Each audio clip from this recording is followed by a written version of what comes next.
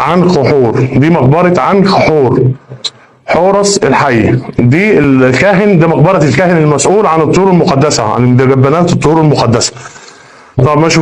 المشرف العام على السراديب، والمشرف العام على السراديب هو اللي اشرف على تحنيط الطيور والحيوانات الموجوده هنا كلها. تمام، وهو اللي اشرف برضه على تحنيط الطيور كلها. القابه ليه القاب معينه؟ هو كبير الخمسه. كبير الخمسه، عظيم الخمسه. هو عظيم الخمسه اللي احنا اتكلمنا فيها قبل كده. تمام. الخادم الاكبر للملك جحوتي ملك الاشمونين. تمام. هو اللي اوصى ان هو يدفن في المكان ده. تمام. ولما اكتشفوا المقبره دي الساعه 4 الفجر اكتشفها الدكتور سامي جبره، وفتحوا التابوت اللي جواه بكل مقتنياتها. تمام. بالقناع المعدن، بالقلاده الذهبيه 365 وشبتي، بالاواني الكانوبيه، حتى الصندوق بتاع الفاكهه كان موجود، لكن الفاكهه متحلله طبعا. فكل الحاجات دي موجوده في متحف مندوي، والموميا متحلله في نفس التابوت. صورناها في متحف مندوي. صورنا بعض الحاجات برضه، بس مش عارف يعني، خدنا صور كده ليها سريعا كده. تمام. هننزل عليهم هنا. ماشي. السلام عليكم. احنا دلوقتي يا شباب جوه تابوت المقبرة. ده تابوت عنخ حور، اللي هو الاله حورس الحي، اللي هو الحورس الحي عنخ حور.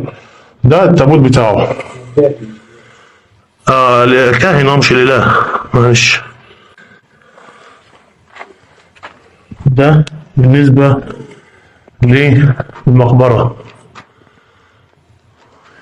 وده الأدام الوحيد اللي هو موجود جوه السراديب، دفن الطيور أو الطيور المقدسة. ده الوحيد اللي أوصى إن هو يندفن داخل المكان ده.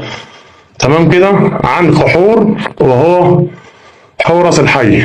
ده الكاهن اللي كان مسؤول عن سراديب الموتى ودفن الطيور وتحنيط الطيور المقدسة. دي بالنسبة لغرفة الدفن بتاعته، عشان بس الناس تبقى فاهمة دي ايه. وده باب غرفة الدفن. ده باب غرفة الدفن.